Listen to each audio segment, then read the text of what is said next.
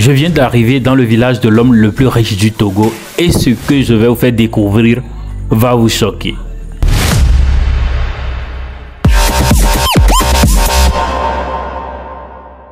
Bonjour la famille, si c'est la première fois sur la chaîne, n'oubliez pas de vous abonner et puis activer la cloche de notification pour ne rien rater.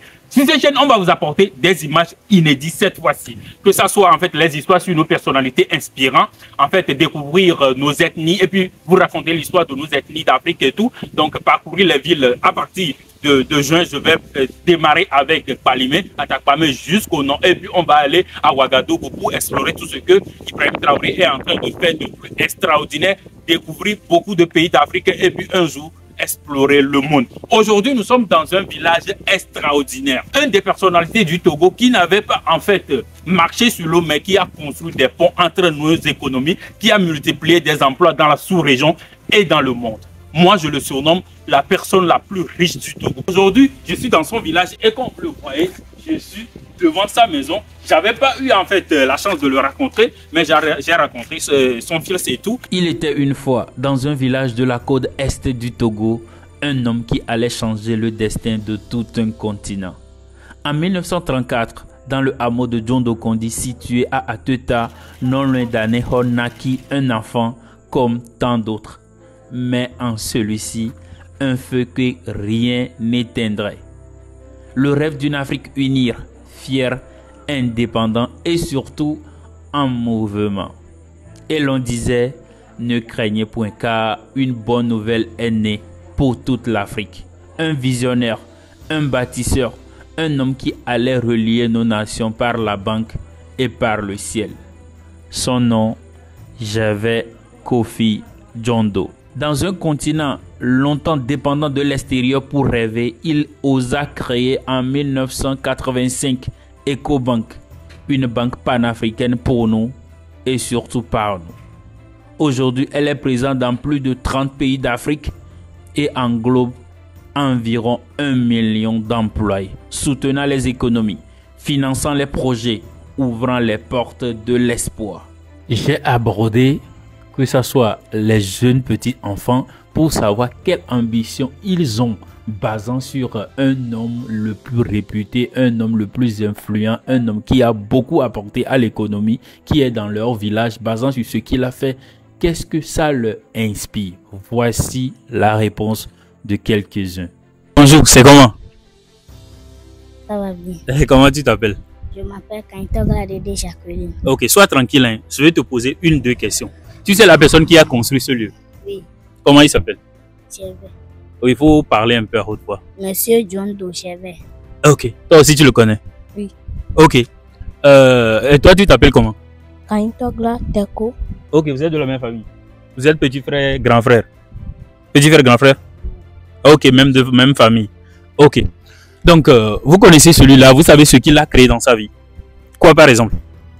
Il a créé l'EcoBank. Il a créé l'EcoBank. Ok. Quand tu viens ici hein, et tu vois ce mur-là, hein, qu'est-ce que ça t'inspire? Ça te pousse dans l'avenir, tu penses avec ça là, tu imagines à devenir quoi? J'imagine à devenir comment il a fait pour devenir comme ça. Tu imagines comment il a fait pour devenir comme ça. Donc, quand tu vois le bâtiment là, tu veux devenir comme lui aussi. Donc, toi-même là, dans ton cœur même là, quand tu vas à l'école, dans l'avenir, tu veux être quoi exactement? Tu veux faire quel boulot? Je vais faire un infirmier. Être infirmier. Parfait. Tu veux soigner les gens. Soigner maman. C'est très bien. Et toi, dans l'avenir, quand tu viens ici, tu vois le bâtiment, Monsieur Gervais, ce qu'il a fait et tout là. Qu'est-ce que ça t'inspire à devenir dans l'avenir et tout? Je veux devenir... Oui, il faut parler un peu à haute voix. Sois tranquille, faut pas avoir peur, faut parler à haute voix. Tu veux devenir quoi dans l'avenir? Sois tranquille, Mbavon quoi, Mbavon, hein. Pour si beno school quand pas, après avoir fini les études là, tu veux devenir quoi? Je vais devenir un grand maçon. Un grand maçon, BTP. Donc, c'est très bien, c'est une bonne chose. Toi, tu veux devenir infirmier pour soigner les gens, être dans le social, aider les gens. C'est une très bonne chose, être infirmier. Donc, tu sais que pour être infirmier, il faut être bon en maths, il faut être bon dans les sciences. Pour être pour faire ça. Donc, tu devais être quelqu'un qui fait beaucoup d'exercices pour devenir ça. C'est bon, non? Donc, faut pas être trop dans les amusements et tout. C'est ceux qui sont dans les sciences, c'est des gens qui font beaucoup d'exercices dans l'avenir. Tu es en quelle classe maintenant? 6e. 6e. Ok, 6e. En allant jusqu'à 4e, il faut apprendre, être à fond dans le maths. Tu comprends, non? Et toi, tu veux être BTP, tu veux être maçon, un grand maçon. C'est une bonne chose, hein? Quand tu vas avoir, tu es en quelle classe maintenant? CM1. CM1. Ok. Quand tu vas avoir ton bac là, faut dire à tes parents, comme tu as envie ça en même temps là, une fois que tu as le bac, faut t'orienter, faut te former dedans en même temps pour devenir ça dans l'avenir. Donc en ce moment, quand tu vas, tu prends le portable de ton grand frère de temps en temps, non?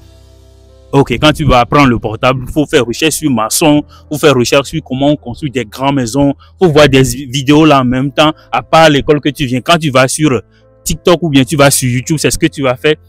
Tu suis les vidéos des grands maçons, des grands ceux qui construisent en même temps. Donc tu vas voir des choses élémentaires dans l'avenir, ça serait bien pour toi, c'est clair?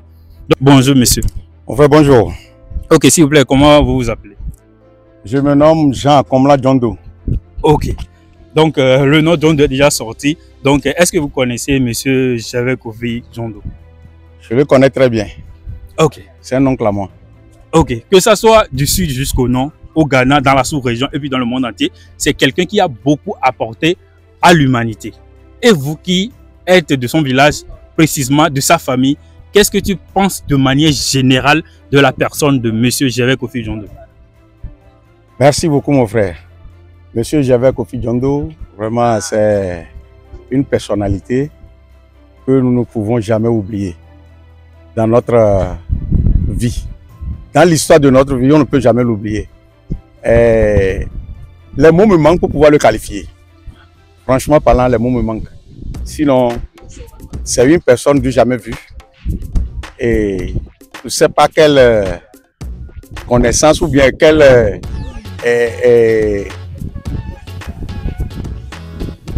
regard de loin que Dieu l'a donné. En fait, j'ai eu à le poser plusieurs fois la question. À ta vie, comment le côté ou kakakakai au Vadoga, le Kébou? Il me dit, mon frère, il a souri que si tu as 50 francs, il faut économiser au moins 20 francs ou 10 francs. Un peu, toi si tu vas devenir riche. J'ai ri. Il dit non, c'est pas comme ça que vous avez fait pour avoir de l'argent. Il dit ah, que c'est ça, c'est le seul conseil qu'il peut me donner. Mais vu sa réalisation, de par le monde entier, vraiment, on ne sait pas quelle qualification lui donner. Merci. Merci beaucoup. Comme vous l'avez vu, il y a certains conseils, les gens paient des millions pour l'avoir. Lui, là, il a juste... Qu'est-ce que tu as fait pour avoir de l'argent? Ces genres de questions, c'est des coachings que les gens font pour avoir des millions, mais ils le donnent gratuit. Mais je voulais reposer une question. De manière concrète, quelle est une ou deux choses qu'il a fait dans son village de manière concrète? Dans notre village ici, oui. La première des choses qu'il a fait, c'est lui qui a construit notre école primaire. Exact. J'ai pris certaines vidéos. L'école primaire, c'est lui, c'est sa réalisation. De A à Z. De A à Z. Et secondo, la rue qui mène, l'électrification d'abord de notre village, c'est sa réalisation. Parce que nous avons été oubliés dans notre secteur ici pour l'électrification. Franchement parlant, on a donné l'électricité à des villages environnants. Mais lui, il s'est dit non.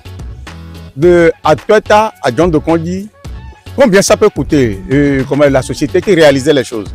Et il les a approchés, on lui a fait un devis et il a tout fait. Il a tout fait. Ça a été réalisé. Et la rue qui mène d'Atueta jusqu'ici, Djondo Kondi, oui. C'est lui qui l'arrange à tout moment. Oui, on a fait. À tout moment. Et vraiment, c'est pas tout. Et l'eau potable. Oui. Avant qu'on ait l'eau potable ici, c'était lui. Exact. C'était lui. Avant que le château a été construit à Atueta, centre, et puis l'eau a été canalisée jusqu'à Djondo Kondi. Sinon, il était l'un des premiers qui nous a donné l'eau potable ici d'abord. Je n'ai pas de mots pour qualifier en fait. C'est comme si j'ai senti ça en amont. En venant, j'avais tout firmé. Mais vous voyez ce qu'il a apporté dans son village et tout, que ça soit l'eau, que ça soit l'électricité, que ça soit la voie qui mène jusqu'à son village, c'est lui qui a fait tout ça là. Imaginez, on a 4, 5, 6 de ces personnalités-là qui a cette tête-là pour apporter ça dans notre pays. Donc, et enfin, je voulais vous poser une question.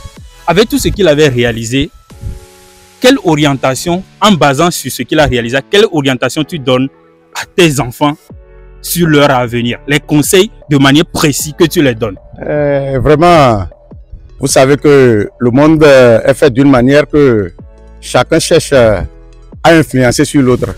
Si bien que nos enfants, le seul conseil qu'ils nous donnent, scolarisez vos enfants. Il faut que vos enfants aillent à l'école. Et ils vont devenir quelque chose coûte au coûte demain. Donc il faut bien scolariser les enfants.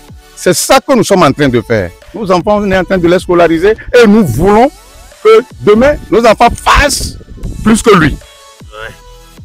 Est-ce que vous avez bien écouté? Des fois, nous négligeons les études parce que aujourd'hui, nous faisons des études générales et puis on dit des fois que l'étude ne sert plus à rien. Mais retenez qu'il y a certaines choses clés, c'est exclusivement à l'école que tu peux l'avoir. Il faut simplement en fait te positionner dans de bonnes filières, ce que tu penses être et puis battre pour ça, comme vous venez de l'entendre et tout, les bonnes études pour pouvoir avoir des choses clés et puis avancer. Merci beaucoup pour ces conseils que tu nous as donnés, cette ouverture en première position, d'avoir accepté pour donner 2-3 mots, répondre à cette personnalité. Et en fin de compte, quel message de manière unique tu vas envoyer à la jeunesse togolaise pour leur avenir? À la jeunesse togolaise, bon, je vous remercie. Et je veux leur dire simplement que chacun prenne son avenir en main. Il faut suivre les conseils des parents, prendre soin de ses études. Et quand tu trouves quelque chose à faire, il faut le faire avec l'honnêteté. L'honnêteté, c'est ça qui fait la dignité de l'homme. Donc, il ne faut pas dire aujourd'hui que j'ai gagné le boulot et puis je vais faire comme je veux. Non. Il faut travailler, il faut être sincère dans tout ce qu'on fait. Donc, merci beaucoup. Mais John Doe ne s'est pas arrêté là. Pour briser les frontières invisibles qui séparaient les peuples, il lança en 2008 Askai Airlines, une compagnie aérienne africaine. Désormais volée d'un pays à un autre sans détour de l'étranger est devenu normal, possible et surtout africain. Il n'a pas multiplié les pains, mais il a multiplié des milliers d'emplois. Il n'a pas marché sur l'eau, mais il a construit des ponts entre nos économies. Et aujourd'hui encore, même sans parler, son œuvre parle pour lui. Voici Gervais John Doe. Et ceci n'est pas juste une histoire, c'est une lumière qui continue de briller dans les rues d'Aného, dans les banques, dans les avions et dans les cœurs de tous ceux qui croient encore en Afrique. Un sauveur est né, non pas pour racheter nos fautes, mais pour révéler la grandeur cachée de notre continent. Et ça ne fait que commencer.